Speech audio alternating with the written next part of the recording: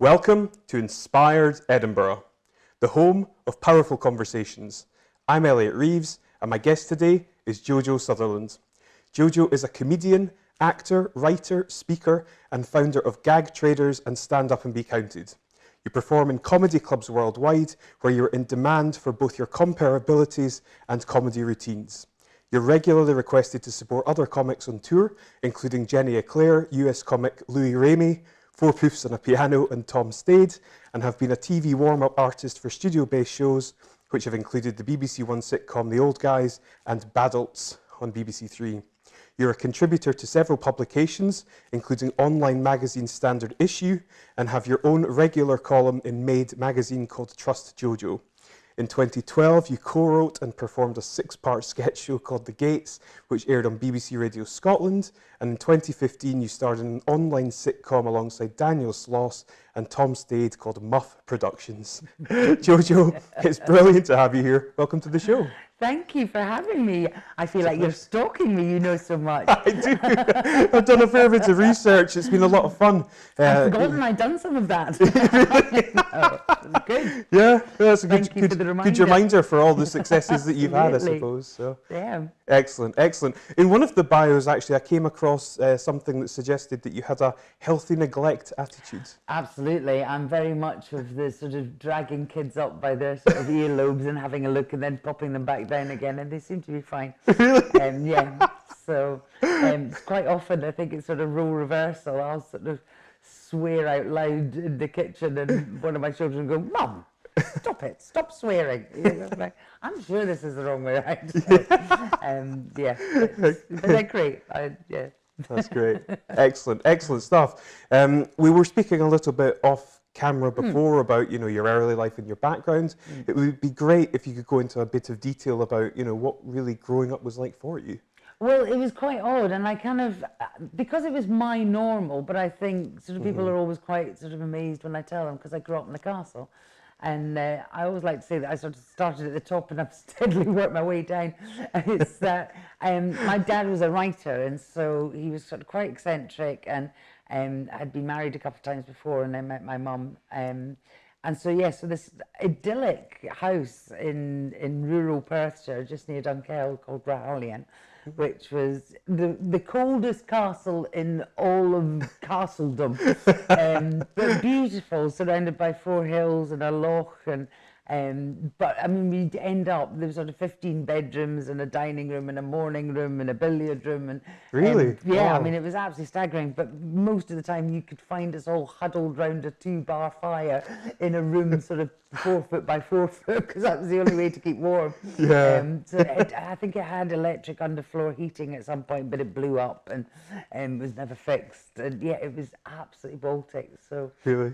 My dad always used to say the only way to keep warm is to hope the cat pissed in your bed. So it was kind of a bit like that. Good stuff, good stuff.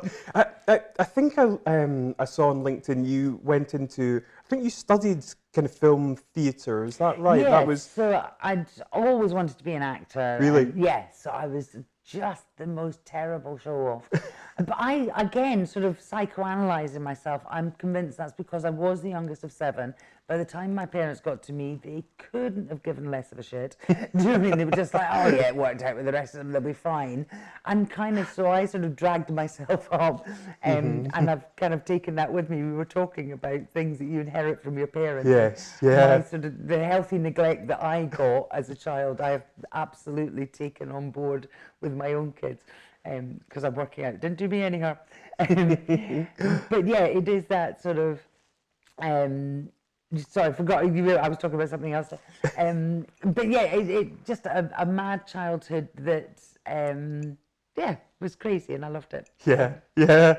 So you said that you wanted to go into acting. Yes, sorry, yes, you were talking about that. So what was sort of your earliest break into that?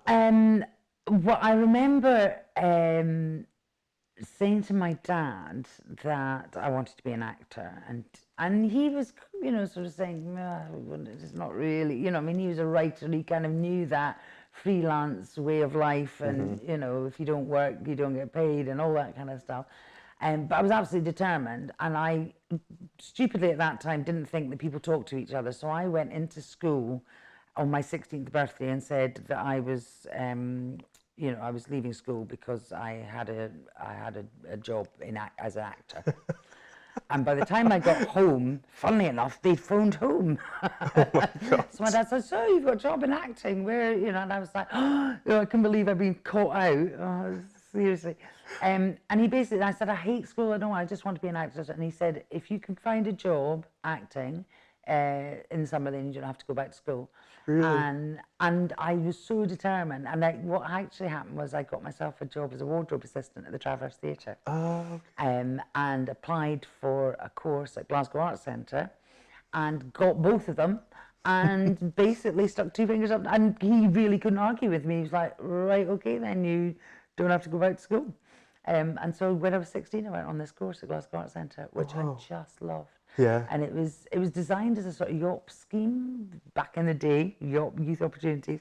Yeah, But it was run as a yeah. proper theatre course with professional stage directors and yeah, it was just lighting designers and stage managers and we were working in prisons and going out on tour and it was just phenomenal. And loads of people, so David Mackay, Caroline Patterson, Blythe Duff, you know, it was this real, Bobby Carlyle did the adult acting course, and so I mean, the people that did that course are hugely successful. But yeah, it was an incredible training ground and proper grassroots. You know, I remember being told the only reason not to turn up for rehearsals is if you're dead.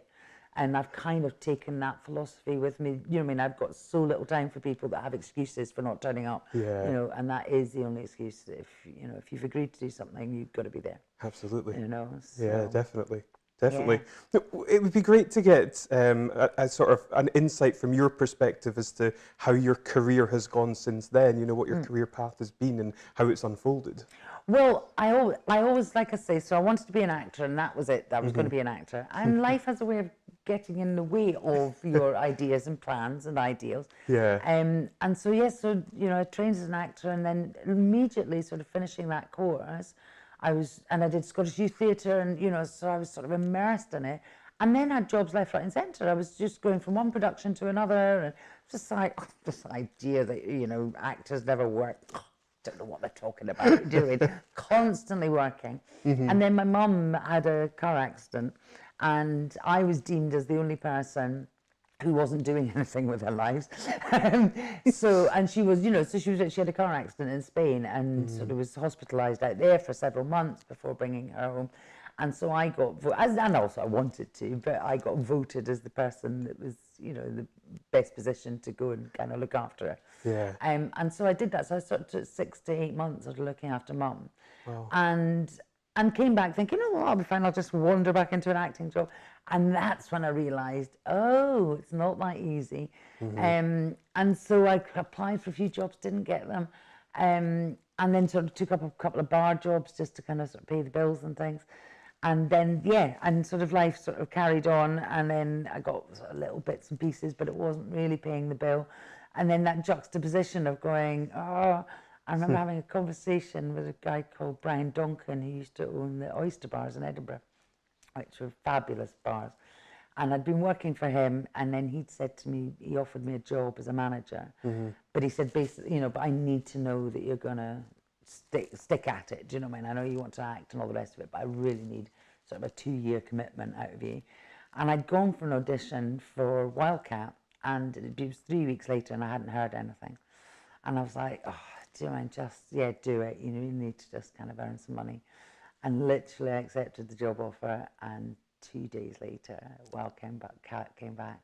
And that's the instinct loyal to me. I was like, no, I said I was going to, you know, and I probably could have, and I kind of wonder what would happen. But yeah, so I worked in a bar for 2 years and got married and had kids, and life just went off on a different trajectory. And so acting just disappeared, you know, and life took over. Yeah. Which it has a habit of doing. Absolutely. You know, It certainly does. Yeah. Yeah.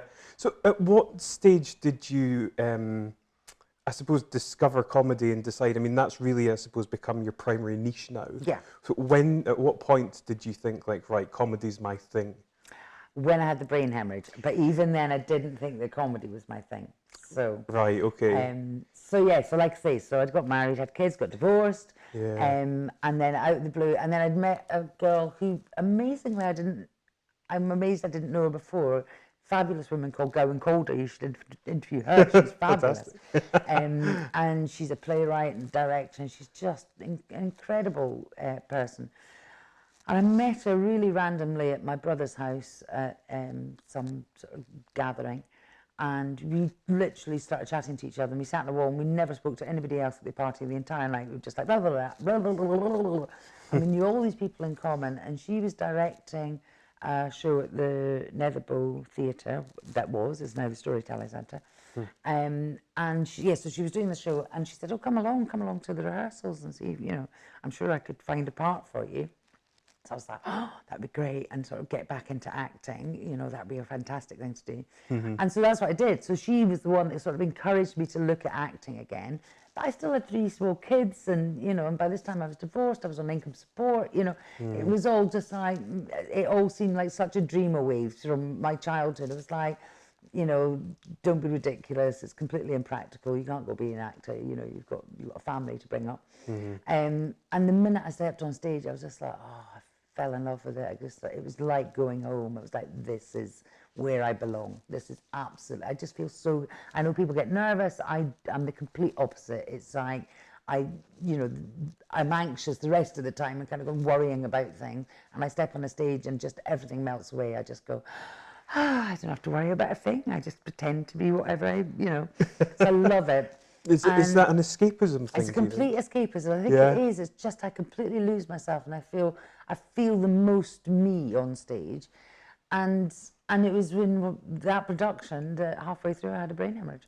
Is that right? On stage. Oh my God! So it was like, and I didn't know I was having a brain hemorrhage. I thought it's just I think it's still the same at the Netherbow, that to get to the other side of the stage, you have to go up and round behind the lighting box. And I was doing that sort of to come on stage at the other side, and came out and thought, and you just have to quietly close this door.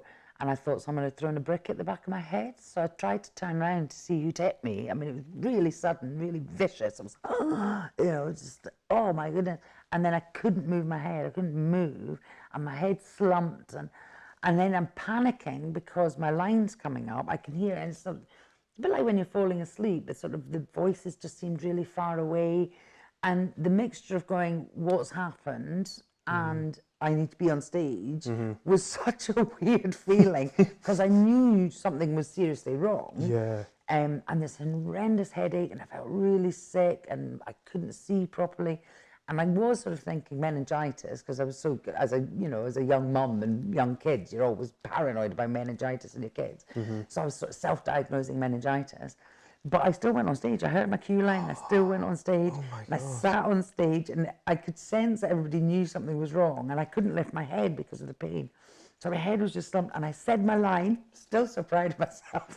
I was just like, I will not be defeated. And then came off stage and sort of stumbled into the dressing room, and immediately started throwing up in the sink. And there was a young chap there who, for the life of me, I cannot remember his name, who, just as the sweetest man ever, was holding my hair and swirling the sick out. And was like, he just barely knew me. What a lovely thing to do.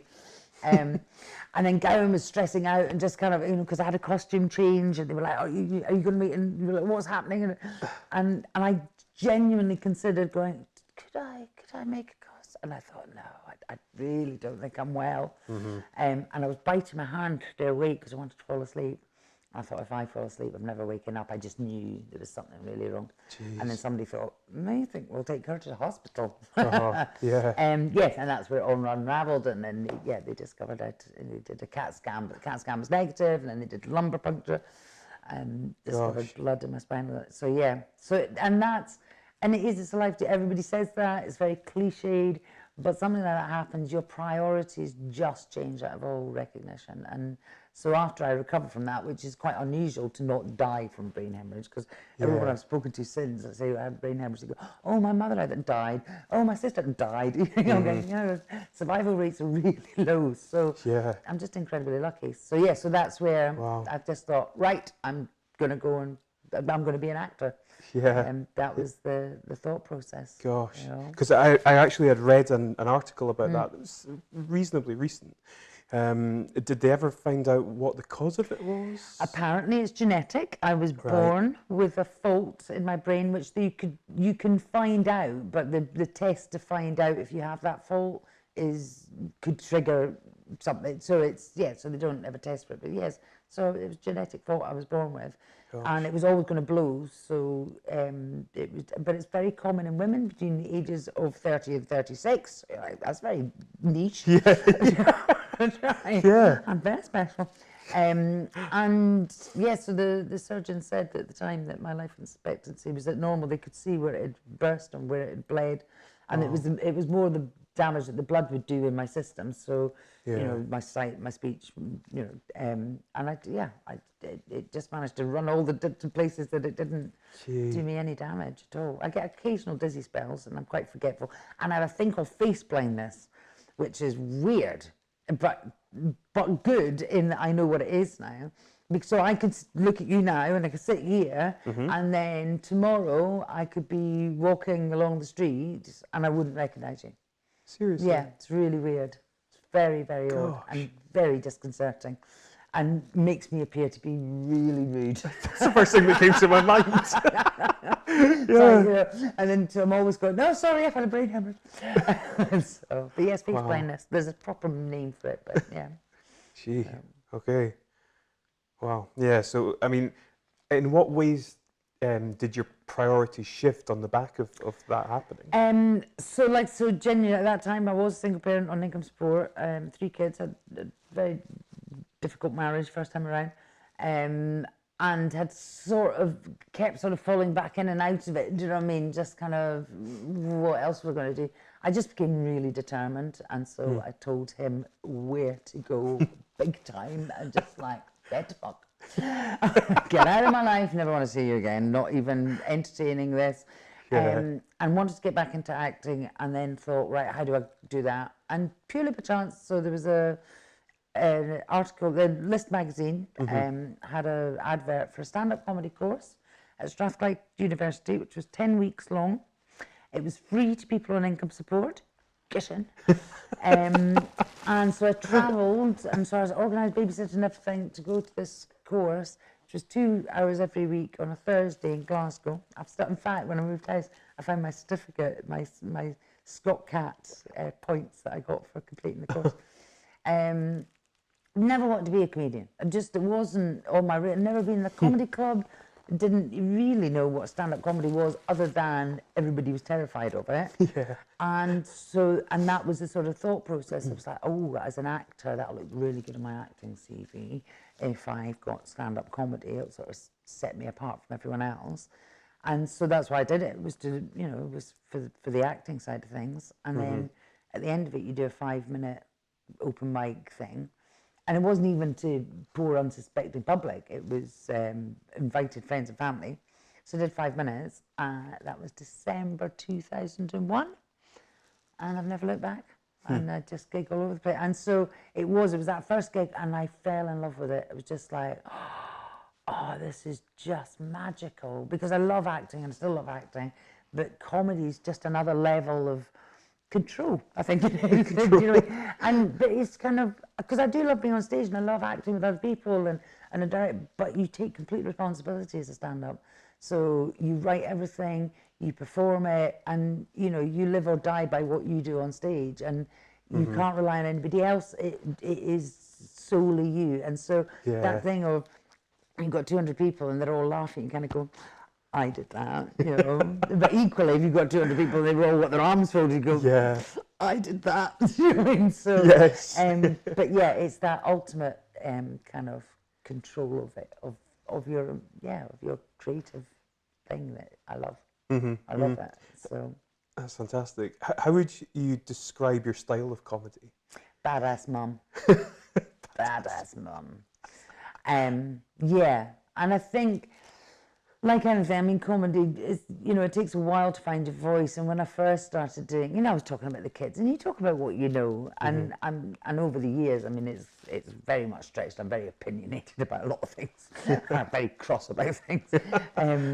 But yeah, originally it was sort of, you know, that was my life. It was my kids and my divorce, and you know, so it was kind of quite sort of close.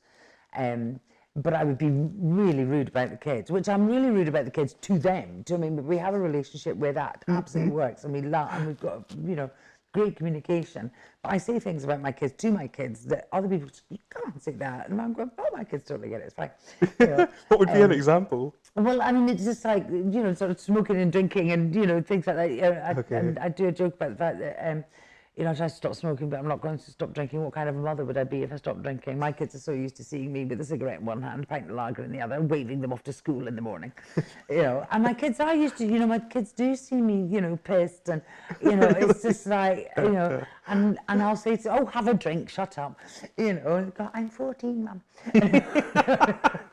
But, you know, so it is kind of, and it is funny, and we do have this slight role reversal, but essentially I am the parent. And so, yeah, I mean, but when I first started, and I'd talk about my kids, and I'd be really rude about them, and, you know, say dreadful things. I hate my kids, can't bear my kids. And then sometimes you would get audience go, oh, I go, I'm kidding, I don't mean it. I do really love them. And then I've learned to stop apologising, because of course I love them. Do you know what I mean? It's just like, if you're an idiot in the audience that actually thinks I really hate my kids, do you know what I mean? But there's a key part of all of us that does at some point hate their kids, you know, and that's the bit I'm talking about, you know. So it takes a while to find your voice and to own what you're saying, you know, and change that position from wanting the audience to love you and like you. And I mean, Tom Stade taught me that, in as much as I've watched comedians all the time in the audience, kind of, you go, oh, I hope they like me, or you want the audience to be impressed or to laugh or whatever. And I'm doing tour support for Tom, and night after night I'd watch him go out, and I was like, oh, finally realised Tom couldn't give a shit. And the audience, it's the audience going, like me, Tom, like me. You know, I was like, oh, it's completely reversal. The audience want Tom to love them, not Tom, and Tom does want the audience to love him, but that's not what comes across. And I've learned that from him, just that sense. And it does, you just kind of go, you know, I'm too long in this now. If you don't like me, tough, you know. And also because not everybody can like you all the time. You can't convince everyone, and so I have to just talk about what I know and what I believe in and what I laugh about. And if some people go, they disagree, they don't like it, well, we're not going to be friends then, are we? Do you know what I mean? I like these people that are laughing. No, you're absolutely right. I mean, you can't please all people all the time. No, absolutely not. And there's probably a certain portion of people that are just never quite going to get you anyway. Never going to get it, you know, and that's fine, and nobody's right, nobody's wrong, you know. But I mean, it'd be incredibly boring if we all did completely agree all the time. But sometimes I like to think that, you know, my attitude is kind of quite sort of laissez-faire, and, you know, and I do not sweat the small stuff, and I think sometimes I do kind of persuade audiences around that kind of go, oh, do you know what? Yeah, I don't have to iron my pants. No, you don't. You really don't. Get out there and do something useful with your life. How do you get into flow and prepare for comedy routines? That's a really good question, because I don't. Really? No. And that's, I mean, I think again, experience does that, and being and doing different gigs, and the festival's phenomenal for, you know, being able to adapt. And so I think that the year that I first did The Stand, I had a very successful year the first year, and my show was on at 12:30 in the afternoon, before doing comedy in the afternoon was popular, you know. And I did okay numbers-wise, not great, but, you know, I was sort of, you know, but gigging every day, I was just, oh, you know, nothing beats gigging every day, absolutely nothing. And then the following year, I did a show at The Stand, and my reward for doing so well with my numbers was to be put on half an hour earlier, and that just didn't work. Midday at The Stand, 6, 7 years ago just was too early. And so I was getting 4 or 5 people. Some days I was getting no one. And it was, and one of my favourite days was when they'd advertised tickets on Fourth Radio. And so there was competition winners. You could win tickets. So I had 2 competition winners in my audience of 4. So there was 2 people that had paid and 2 people that won a competition. You just went, this is the pits. And so doing that for a month, you just kind of go, you have to adapt, you have to sell it differently. And, you know, there's one day I had 2 people in the audience. I was like, really? Do you want me to do the show? And he said, well, this is the only opportunity we're going to get to see it. And I was like, okay then. And so I did the show, but you have to do it a different way. And so I learned so much from that. So now I genuinely just feel like you could blindfold me and put me on a train and chuck me off and throw me in a room. And I'd be like, right, okay, which other, there's the audience, right, hi, good evening, my name's Jojo Sutherland. You know, and I just, so I don't feel, and sometimes I feel that's a better way, just that there isn't that preparation. I'm not overthinking it. You absolutely are getting me. I'm the closest to me now on stage than I ever have been, do you know what I mean? You know, I can be literally backstage having a conversation and then I'll hear the music. Oh, sorry, hang on, I'm back in a sec. Hello, good evening, ladies and gentlemen. Good to hear you need to stand before. But I like that, not thinking it too much. And then, you know, with some gigs, you're much more comfortable because, you know, you're familiar with the territory. If there are other gigs where, you know, it's about, if you're sort of, I'm doing a thing next weekend for, or more, there's a dance thing for mental health action and they're releasing a single and all that, and so I'm comparing that. So, you know, I do think, right, okay, we'll do a bit about that, and we'll, you know, so I kind of have a bullet point structure maybe that I might follow. Okay. But I always, if I get there and my bullet point doesn't, I kind of go, oh no, that's not going to work. I'll go with whatever feels natural rather than what I've pre-prepared. Okay. So, yeah. Because otherwise it feels forced. I think if you're absolutely just going to go, right, I'm going to say this, I'm going to say this, I'm going to say this, and then, you know, the audience isn't that demographic or whatever. Yeah, I think you have to live in the moment, as it were. Yeah, for sure. What do you think makes a great comedian? Not caring.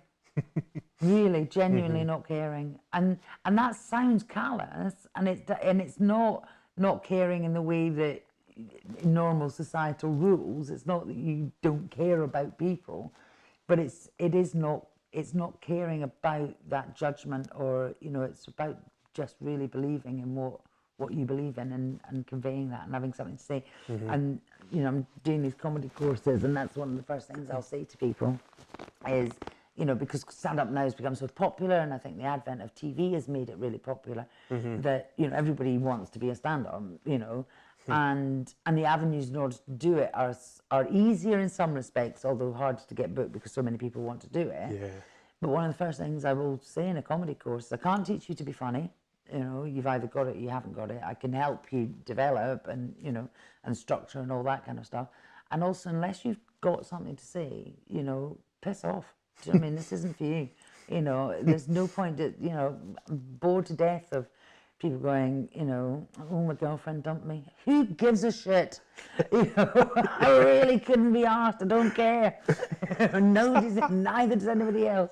Yeah. So, yeah, have an opinion and stick to it, and don't be swayed. So in more recent times, you've moved into, I suppose, the sort of corporate environment. Yes. With your workshops and using, I suppose, the skills that you've learned from comedy in order to help other people with, I suppose, confidence and self-esteem type stuff. So tell me a bit about, you know, how one of your sessions works and what it entails. Well, the reason, because it came about purely organically as well, because, you know, I've been doing stand-up comedy and then teaching stand-up comedy and then teaching stand-up comedy to people with mental health issues and long-term ill health. And then just sort of all came together in a conversation, you know, saying, oh, we'd really like that. I think that'd be a good team-building exercise. And so it is that thing. And my sort of first sort of thoughts, really in business, I don't know if that would necessarily work, you know, in a sort of more austere setting, and, you know, people who work in finance or, you know, accountancy or whatever, you're just going, really? Not sure about this. but I structured it, and I sort of put together an idea that's sort of based on a mini comedy course, but for the business world. And then when I really did drill down, I love the psychology of comedy, that this is the psychological aspect behind comedy that works anywhere. And so a lot of people, so there was a survey done of people's top 10 fears. Number 2 was dying. Number 1 was speaking in public. People would rather die than speak in public. And people have that fear in business. And so a lot of people that do presentations, or even, dealing with difficult clients, or for women in business particularly, there's still sort of the gender divide, or whoever just got being overridden in meetings, being talked over, all these kind of things. The skills that you use in comedy transfer into business. So it's sort of being heckled, really, is somebody interrupting you and your response to that. Standing up in front of people, connecting with someone, holding their attention for a set period of time, speaking to different people, although having the same message, but speaking to different people in a different way. So one of the things I teach is that the things that are always deemed to be negative in business, things like manipulative, confrontational, selfish, vulnerable, all the things that you kind of go, oh, they're bad things, are all the things that you need to be a really good stand-up and a good communicator, because you have to be manipulative, but not in a bad way. Yeah. You need to manipulate what you're saying to the different people that you're talking to. You need to be selfish, because when, as a comic on stage, you talk about yourself. It's about what you want to convey. It's about you first and them second. Showing your vulnerability, there's nothing wrong with admitting that you're not particularly good at something, or that something scares you. And, comedy is driven by love, hate, fear. And when we actually recognise, and it's also about recognition and understanding and recognising that other people have the same love, hate, fears or similarities. And so it's conveying all that into the business space. So it is, it's stand-up comedy, but in business form. Yeah, so, it's and great. It works really well. It's remarkable how many transferable aspects there are. Absolutely, yeah. And it is that thing, and the key thing is about that connection. It's about connecting with people and keeping people's attention and getting over that fear. And so, again, because in stand-up comedy everybody assumes, because that's the art form is that you look as if you've just made it up on the spot. But we haven't. It's very, well thought out, prepared. As much as I am unprepared for what I'm going to say, I have thought about it, I have written jokes that I know I'm going to, I got you, yeah. So I have material that I just know very well, and it just sounds like I've just thought of it. And I think, again, when people, go in to do presentations in business, they know what they're going to say, but not right. And I go right to the beginning, literally, going, hello, my name is. So knowing exactly what you are going to say and what tone you're going to adopt and what attitude. So it's all about mindset and about, are you going to be upbeat? Are you going to be, more downbeat? And also about decompartmentalizing, because as a stand-up, that's my job.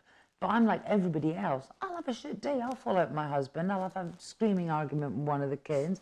A bill hasn't been paid. Or I don't go to work every day in a fantastic mood going, ha, comedy. There's some, people die. And you go, oh, I don't feel funny.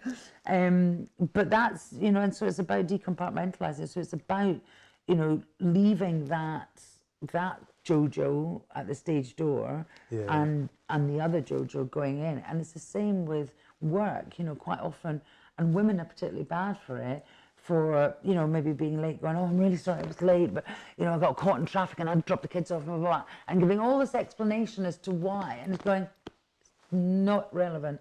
And, a lot of people, the waffle, again, with stand-up, the thing about stand-up is getting to the joke really quickly. It's about brevity, it's about use of language, it's about what kind of language you use and in what context. And again, in business, that works really well to get people to understand, get to the point, don't waffle around, don't give, extraneous information or descriptions of something. Nobody cares that you had to drop the kids off. Do you know what I mean? That is not relevant to this board meeting. So just get to the point, and be succinct and say what you want to say. So it's and about what language to use. So I love it. I love it. Love it. Love it. I love your passion for it. It's brilliant. It really is. It's infectious. It's great. Thank you. You're welcome. You recently performed in the Edinburgh Festival. What's it like performing in the festival? Exhausting. It's very tiring. But it's one of those things. I mean, it is the trade fair, if you like, and you'd be mad not to do it. I'd be mad not to do it, given that I live in Edinburgh. But it is that thing. It's kind of, you've got all your mates around you for a month, which is fun. But it's so exhausting, and it's that thing of going, you end up saying yes to everything. Kind of going, oh yeah, I'll do that. Yes, I'll do that. Yeah, oh yes, I'll do that as well. And then you realise that you're doing a play at 1 o'clock, and you've got your own show at 5 o'clock, and you're doing a stand-up show at 8 o'clock and 11 o'clock. Oh, and you're going to do late and live at 1 o'clock in the morning. Oh, that was really well thought out. And then you have to be up again. But you just run on adrenaline, and it is that thing, and everybody's doing it. Everybody's in the same boat, and it is a bubble. And people talk about the bubble of Edinburgh. But you literally, I didn't see the news for a month. Trump could have blown out North Korea and I wouldn't have noticed. But just had no idea. And it's very self-obsessed and it's incredibly egotistical. But it's fun. But and every year I go, I don't know how I did a month. I don't know how I did a month. And I think I said at the beginning, you kind of go, after the first 3 days, and all the sort of launch parties and seeing everybody and, the sort of excitement, the adrenaline, and you just do 3 days and go, oh, there's no way, I can't cope, I can't do a month of this, and then it's over. And then it is the last night, and you just go, and it's a bit like grief. You just like, and then, but already now, I mean, we're October going, the things going, so next year, start thinking of a show title. So it's madness. It's just madness. Good madness. Yeah, definitely. I was looking at your website about your future events and gigs. You've got a lot. You've got a lot on. Yeah. Well, I like diversifying. I like doing lots of different things. And that's, again, it's just been organic. It's kind of, I never say no. So, and I'm quite happy to sort of experiment with things. And I like doing things that are a little bit different. And so because with my husband, we've got our own comedy events company. Yes. So, in fact, he's away off to Elgin tonight. We run a club up in Elgin on the last Wednesday of every month.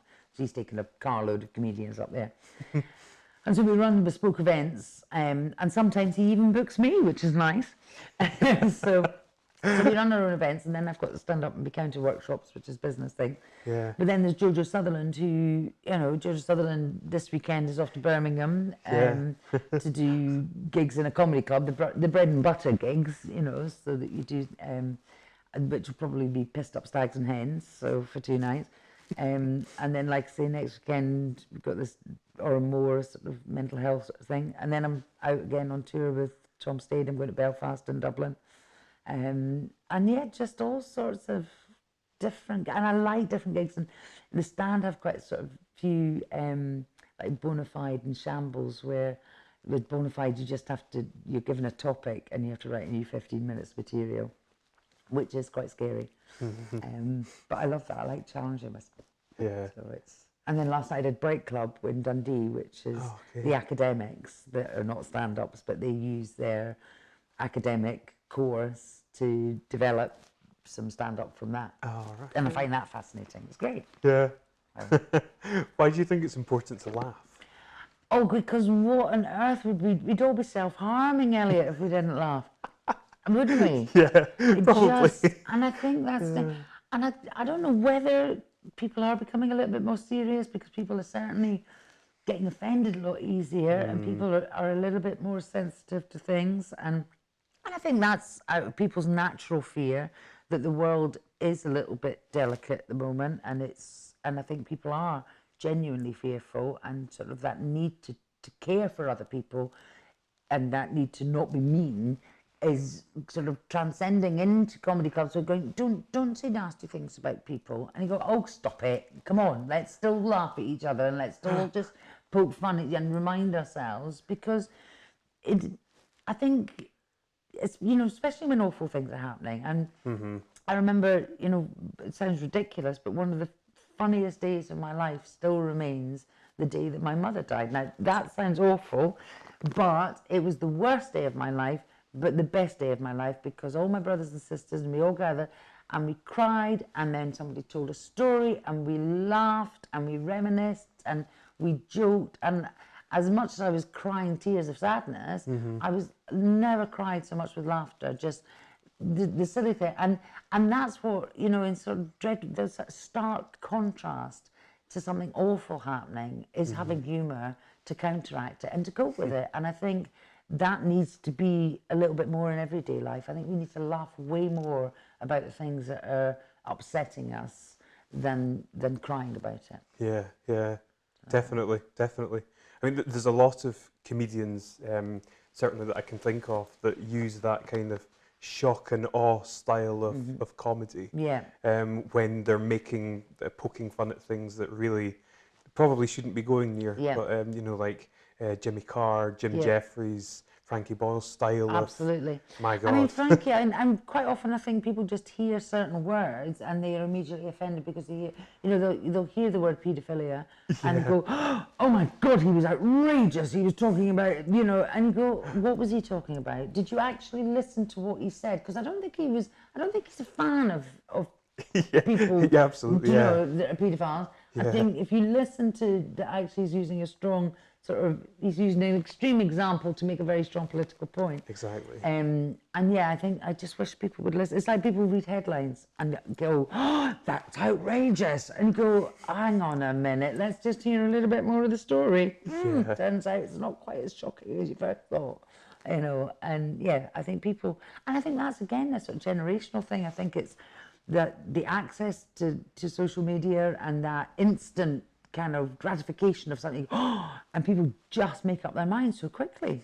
You just go, wow, In fact, I even quite cross at the moment. The headlines about this girl that stabbed her boyfriend, the Oxford student, because she's posh and she's, and she's clever, she's not gone to jail. And go, please read behind the headlines. Please, if that was a working class lad, it wouldn't. And go, no, I think you'll find genuinely we're trying not to send people to prison just for the sake of it, and there's mitigating circumstances and all the rest of it, and there is, read the story behind that first and then find other stories, and it's just kind of like stop jumping to conclusions. And no, the judge never said she was clever. That just has managed to seep into the headlines, and everybody's So I get cross that people don't go behind the headlines. No, I'm absolutely with you. Absolutely with you. Yeah, I think there's a lot of good stuff in there. Definitely.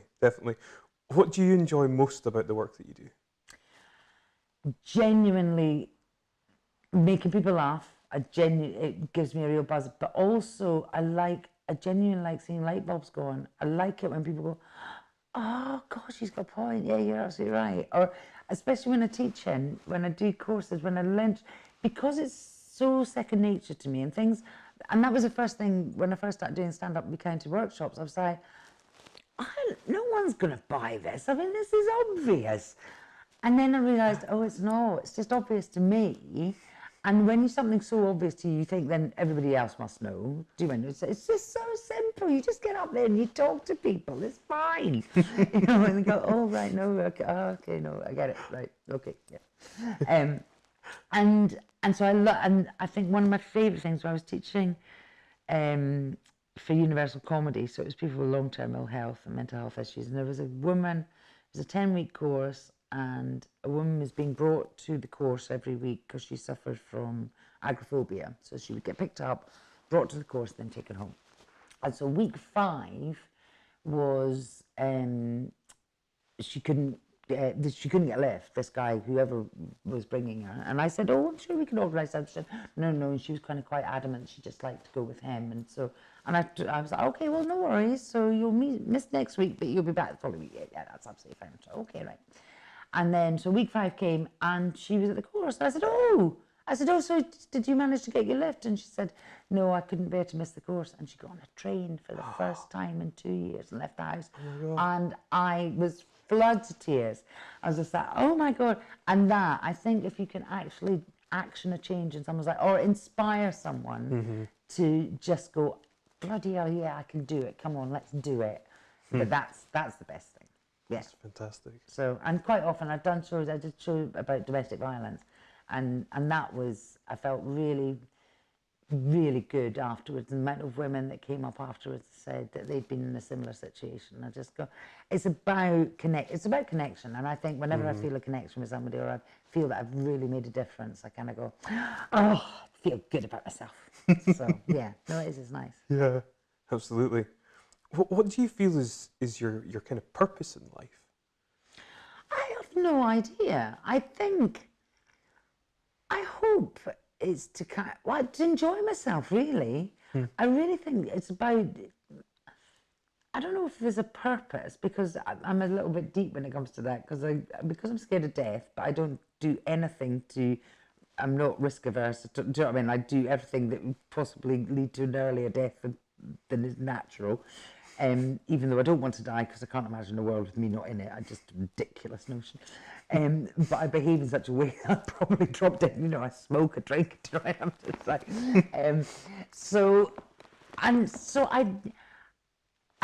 I sometimes get those thought processes when I kind of go, what is the point? Do you know what I mean? The purpose of, because we're all going to die anyway, so what's the point?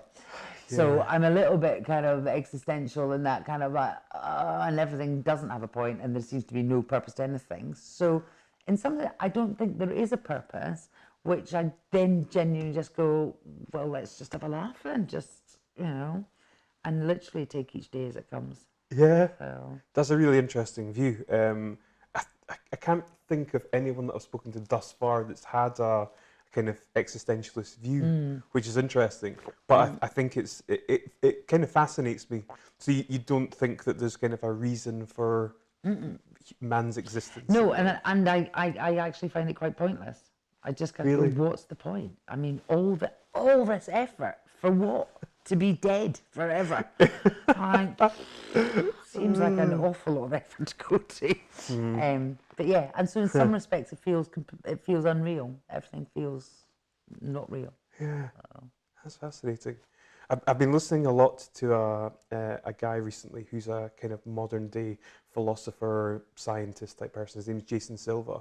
And he speaks a lot about a book that was written in the 70s by a guy called Ernest Becker called The Denial of Death, and how we essentially go through life kind of ignoring... Absolutely. We're the only beings on the planet that are cognizant, that we've got our own impending doom. Yeah. And, you know, we can kind of perceive the infinite, but equally we get buried in the ground. So we're gods and worms at the same time. Yeah.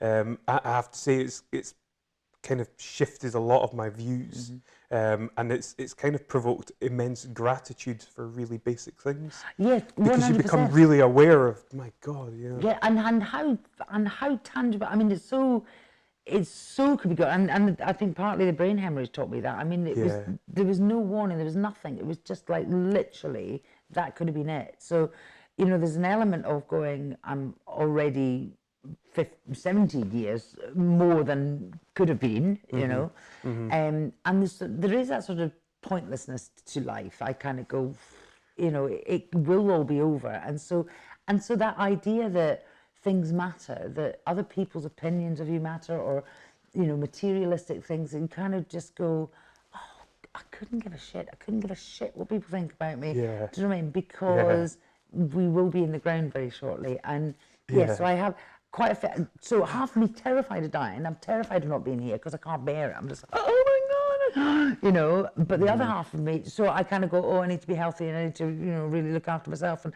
hang on tight. And then the other half goes, I'm gonna be dead, and I, like, you know, why? But you know, have another fag. No, it's not. It's gonna kill you. Yes, I know. So, yeah. So it's that. Yeah, it's kind of duality, I suppose. Yeah. But a lot of people are in denial about death. Do you know what I mean? They go, oh, I'm not scared of dying. Going, they're scared of flying. Yeah, you are scared of dying then. If you're scared of flying, you're scared of dying. Simple. Why else would you be scared of flying? Yeah, yeah. This is an interesting one along a similar vein. What would you like your legacy to be? I think that's down to my kids, actually. I think, I don't know.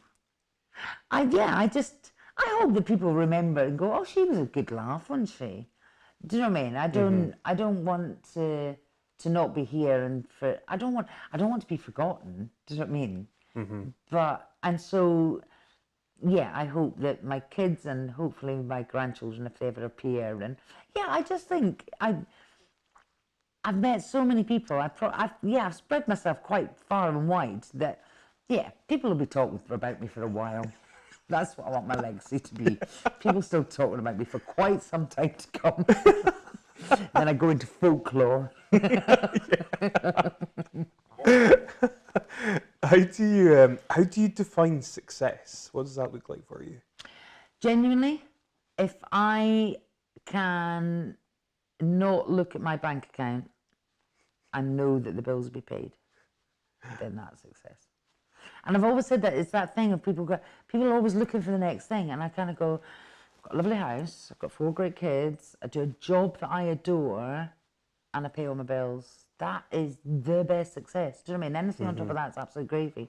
But, you know, a few more pennies, be able to, I was saying to my husband this morning, because I'm going off to support Tom in Belfast and Dublin, and then he's going on to Galway for the festival, and I was like, I thought, it'd be quite nice, wouldn't it? Just, and Mum was like, and we just can't afford to at the moment. We've got too much stuff going on and can't afford, we've just moved house and just like, and I was like, that would be nice, just to not have to worry, just go, yeah, you take a few days off and we'll just go and we'll have a few days just for the hell of it.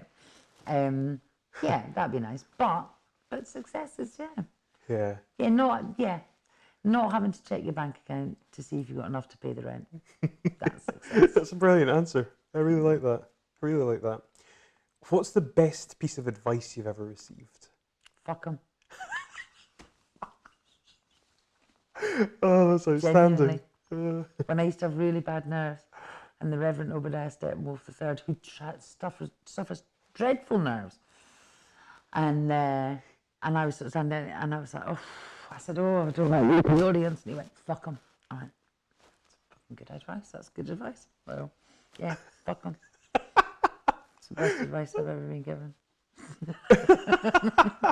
Oh, that's fantastic. Nobody's ever said that. But actually, there probably isn't better advice than that. I didn't ask before we started this, so it was okay to swear. It's absolutely fine. Yeah, no, that's fine. Don't worry about it. It's funny. I mean, I would say the majority of people probably don't actually swear, but all of my episodes have an explicit marker just in case. Just in case, so you're in the clear. Only had a couple of F-bombs. It's going to be a lot worse. Here's a question actually. Who are the people in your life that have had the greatest influence on you? My dad, I think, had a lot of influence in as much as he had that very gung-ho attitude. He had a great attitude that something would always turn up. And sometimes it was quite late to the party, but something always did turn up. Do you know what I mean? And I never worry. I just, I do have that kind of, something will fix it, if there's a problem. And that, I think as well, both my parents actually were because they were very posh, do you know what I mean? But that very sort of aristocratic, eccentric, not a pot to piss in kind of, they didn't have any money, but they had all the breeding.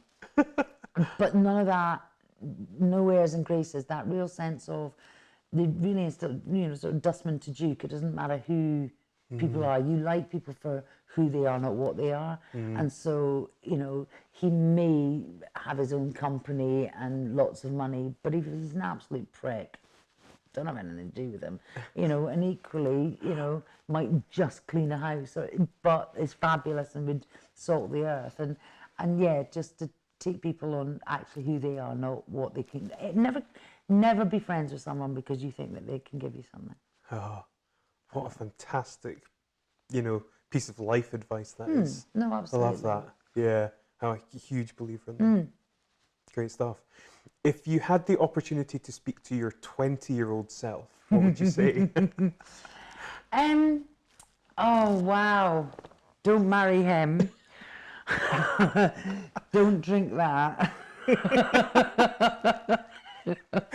Oh, don't spend all your money on that. I think, yeah, I think it was a Julie Walters, it was somebody. Oh no, it was Helen Mirren.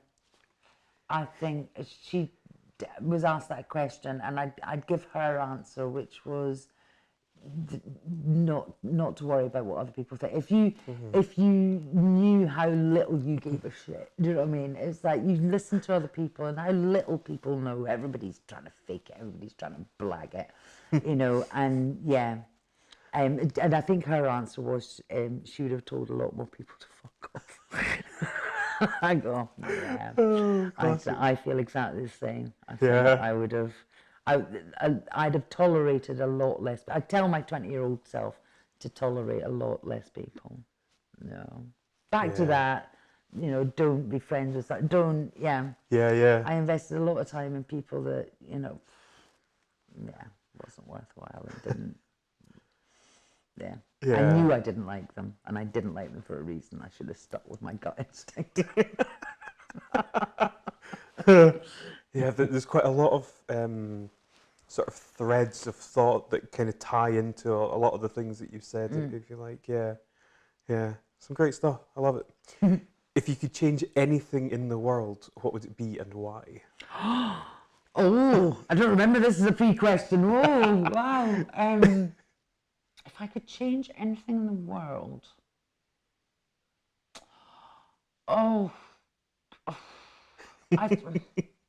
people's attitude. I think I would. I'd love to just people not to be so judgmental. Is that sort of the idea that it's so easy to go, you know, lock them up or do that. Oh, that's ridiculous. Oh, you shouldn't be allowed to do that. And just go, have you never made a mistake? Have you never just, you know, just let people be, you know? And yeah, if I could, I'd have an off switch on a lot of people just to go, no, not allowed to speak anymore.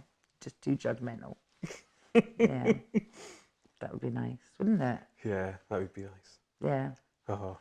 And the other thing I would change is that I would speed cameras because I'd just ban them. For instance, I've just been caught out, so I'm on 9 points. And I haven't been driving badly, just because of stupid average speed. There's one from Inverness, that average speed of 40, and it was midnight, there was no traffic on the road, and I was doing an average speed of 50. I'm like, oh, I've hardly ruined everybody's life, do you know what I mean?